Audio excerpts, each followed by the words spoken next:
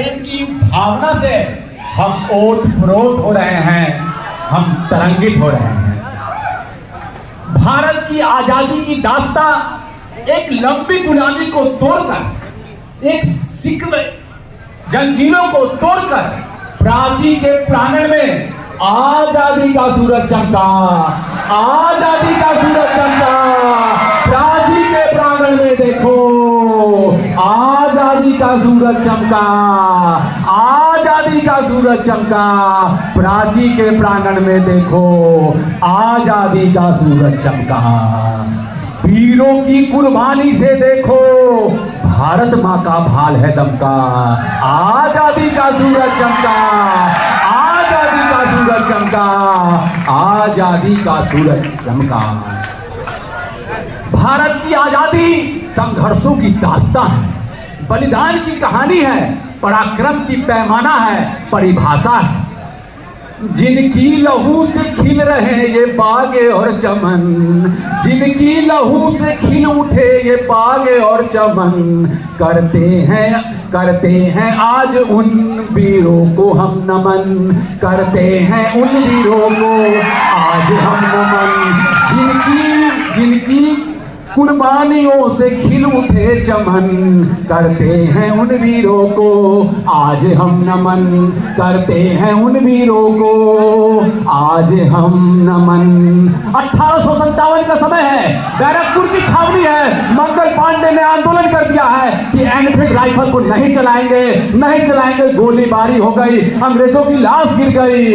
1857 की क्रांति धीरे धीरे धीरे धीरे पूरे भारत में गूंज उठी। क्या कानपुर, क्या झांसी, क्या बिहार, क्या बंगा, मेरठ के जवान दौड़ पड़े और बहादुर शाह जफर जो लाल किले में वृद्धावस्था में पेंशन पा रहे थे, उन्हें बादशाह सुल्तान घोषित कर दिया। फिर लड़ाई हुई। बहादुर शाह जफर ने ऐलान किया, बाजुओं में जब तलक है ईमान हिंदुस्तान की, बाजुओं में जब तलक है ईमान हिंदुस्तान की, तख्त लंदन तक चलेगी, तख्त लंदन तक चलेगी तेग हिंदुस्तान की।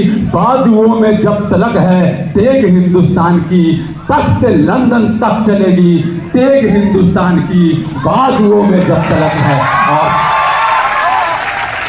बहादुर शाह जफर 80 वर्ष की वृद्धावस्था में कूद पड़े और भारत की उस प्रथम आजादी का नेतृत्व किया।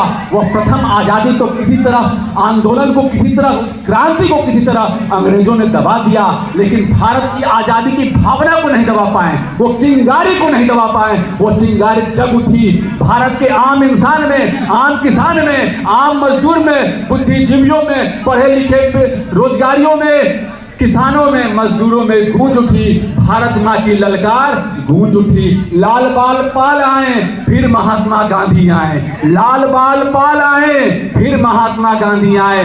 बिहार का एक किसान राम प्रकाश शुक्ल ने पत्र लिखा कि यहाँ तिनकटिया प्रथा का विरोध कीजिए।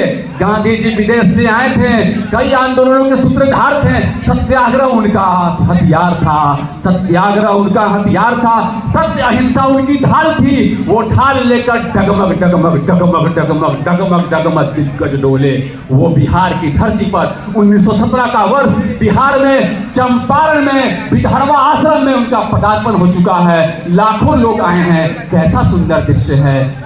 पल चल पड़े जिधर भी पग डगमगे, चल पड़े जिधर भी पग डगमगे, चल पड़े कोटि पग उसी ओर, पड़ गई जिधर भी एक दृष्टि, गड़ गए कोटि दृग उसी ओर। चल पड़े जिधर दो पग डगमग, चल करे कोटि पग उसी ओर, गड़ गई जिधर भी एक दृष्टि, अरे गड़ गई कोटि दृग उसी ओर। जिधर चलते थे भीड़ चलती थी। उन्होंने तिनकटिया प्रथा का विरोध किया, नील की खेती का विरोध किया। किसानों का आंदोलन विधर्वा आश्रम बिहार के सुदूर गांव से उठा और पूरे जमींदारों को, अंग्रेजों को नील की खेती को हटाना पड़ा, उन्हें झुकना पड़ा। गांधी जी की सत्य अहिंसा जीत गई, गांधी की कर्म भूमि बनी यही बिहार की धरती, यही वो बिहार की धरती है। इधर भगत सिंह, इधर चंद्रशेखर आजाद, इधर बटुकेश्वर नाथ, अशफाकुल्ला खान। सरफरोशी की तमन्ना अब हमारे दिल में है, देखना है जोर कितना बाजुए कातिल में है। सरफरोशी की तमन्ना अब हमारे दिल में है। देखना है जोर कितना बाजुए कातिल में है। वक्त आने दो बता देंगे तुम्हें है आसमां। वक्त आने दो बता देंगे तुम्हें है आसमां। हम अभी से क्या बताएं, हम अभी से क्या बताएं, क्या हमारे मन में है, क्या हमारे मन में। भगत सिंह क्रांति के बम फोड़ रहे थे, क्रांति की ज्वाला जलगा रहे थे। चंद्रशेखर आजाद, बटुकेश्वर नाथ, अताउल्लाह खान सरफरोशी के गाने गा रहे थे, तराने गा रहे थे। क्या दृश्य था भारत में। इधर गांधी जी दांडी यात्रा कर रहे थे, भारत छोड़ो आंदोलन चला रहे थे, देश के बुद्धिजीवी गीत लिख रहे थे। आज हिमालय की चोटी से फिर हमने ललकारा है। 1943 का वर्ष था, कवि प्रदीप लिख रहे थे। आज हिमालय की चोटी से फिर हमने ललकारा है। दूर हटो, दूर हटो, दूर हटो वे दुनिया वालों, हिंदुस्तान हमारा है।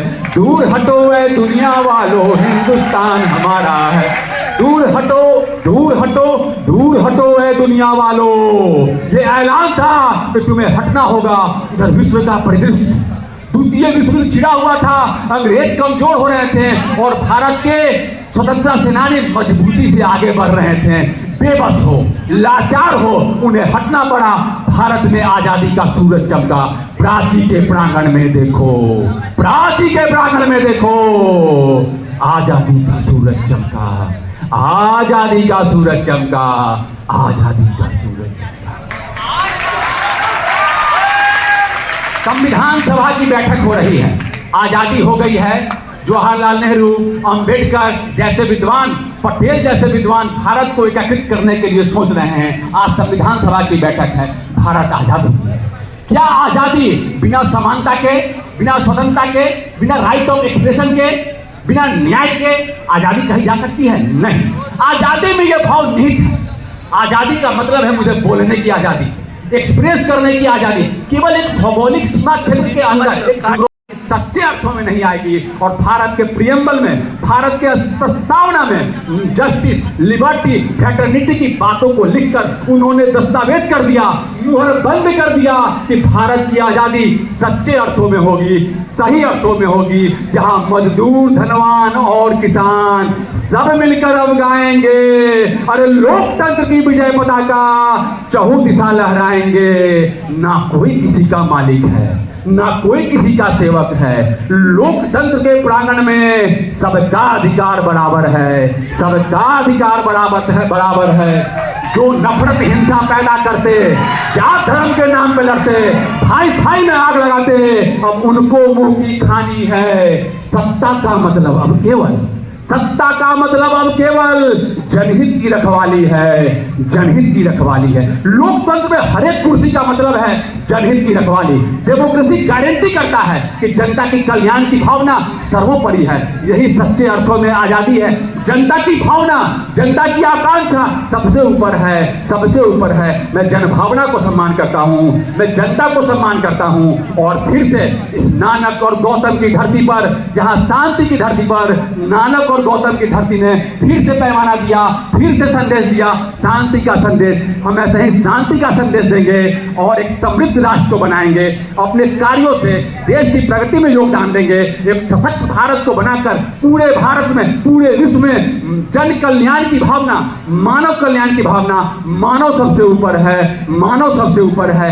इसी भावना के साथ भारत का पताका पूरे विश्व में लहरेगा, पूरा विश्व जानेगा। शांति अहिंसा का पाठ सब लोग तक पहुंचेगा। इसी आकांक्षा के साथ, इसी भावना के साथ, इसी विश्वास के साथ मैं आप लोगों से विदा लेता हूं और अपनी वाणी को विराम।